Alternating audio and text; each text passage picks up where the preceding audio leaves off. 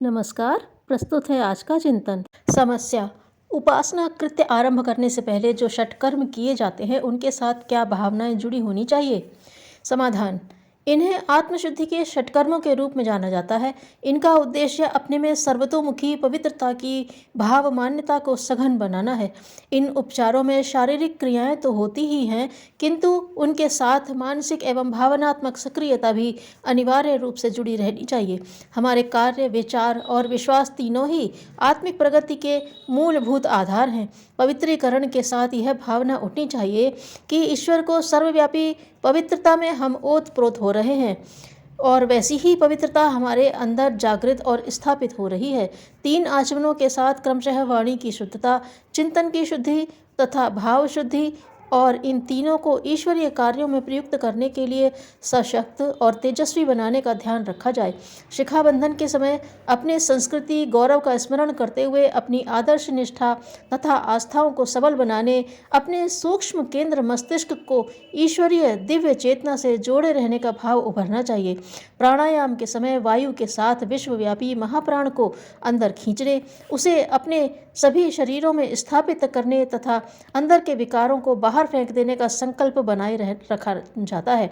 न्यास अपने प्रमुख अंगों को ईश्वरीय कार्यों के लिए उपयुक्त बनाने उद्देश्य से किया जाता है। पृथ्वी पूजन के साथ अपनी सीमित स्वार्थपरता को छोड़कर विशाल उत्तरदायित्व के बोध, मातृभूमि विश्व वसुधा के प्रति अपने कर्तव्यों का स्मरण किया जाना और अपनी कृतज्ञता की भावना को विकसित करना आवश्यक है। षटकर्मों द्वारा अपने आप को देव शक्तियों के अनुरूप बनाकर फिर उपासना का क्रम चलाया जाता है।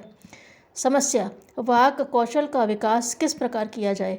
समाधान। वाक कौशल का विकास न तो पुस्तकों के अध्ययन से होता है और न ही किसी के उपदेश सुनकर। यह स्वविवेक द्वारा ही विकसित होता है। फिर भी कुछ सूत्र ऐसे हैं जिनका आश्रय लेने पर स्वविवेक को जागृत कर सकना संभव है। वार्तालाप में जिन बातों का सर्वाधिक ध्यान रखना आवश्यक है उनमें प्रथम है, हमारी भाषा शिष्ट, मृदु और रोचक हो। शिष्ट का अर्थ है ऐसे शब्दों का प्रयोग किया जाए जो अभद्र, गंदे और भद्दे न हो। सुसंस्कृत समाज में फूहड़, अश्लील हंसी मजाक को असभ्यता का द्योतक माना जाता है। दूसरा महत्वपूर्ण सूत्र है सोच समझ कर बोलना।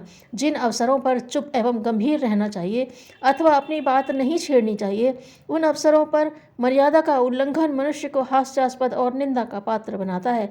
जब दूसरा व्यक्ति अपनी बात कह रहा हो तो पहले के लिए यह जरूरी है कि उसकी बात ध्यानपूर्वक सुने। बिना बात पूरी हुए बीच में अपनी ढपली बजाते रहना उचित नहीं है। वाक कौशल का तीसरा प्रमुख सूत्र है दूसरों की रुचि का ध्यान रखना।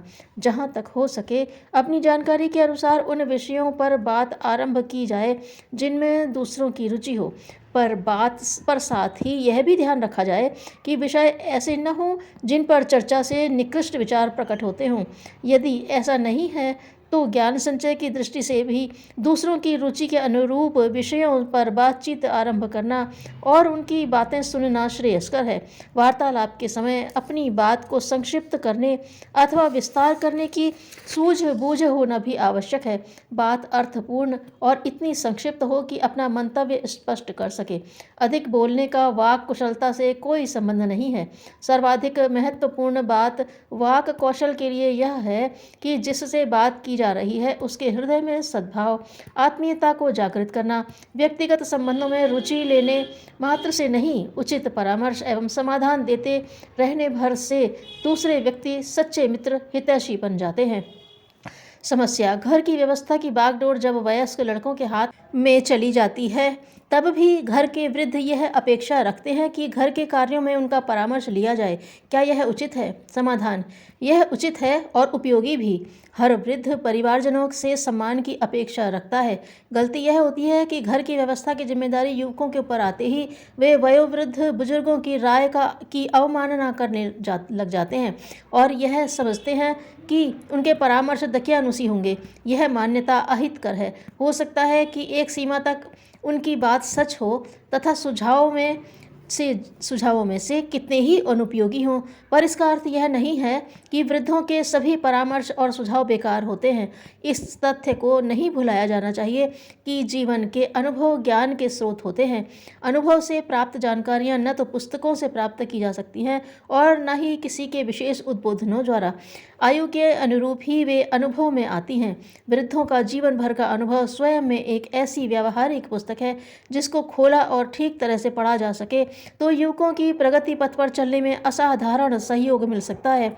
विद्वता के अहंकार अथवा युवावस्था के आवेश में अधिकांशतः इस महत्वपूर्ण तथ्य की उपेक्षा कर जाते हैं कि वृद्धों से मार्गदर्शन लिया जाए, यह उचित नहीं है।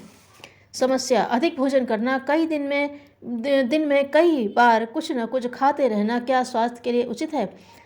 समाधान: एक बहुत बड़ी गलती अधिक भोजन की है। आवश्यकता से अधिक भोजन करना पेट के साथ प्रत्यक्ष अत्याचार है। प्रातःकाल हम दूध और मिठाइयाँ, दोपहर में ठूस कर भोजन, शाम का फिर नाश्ता और रात में भोजन करते हैं।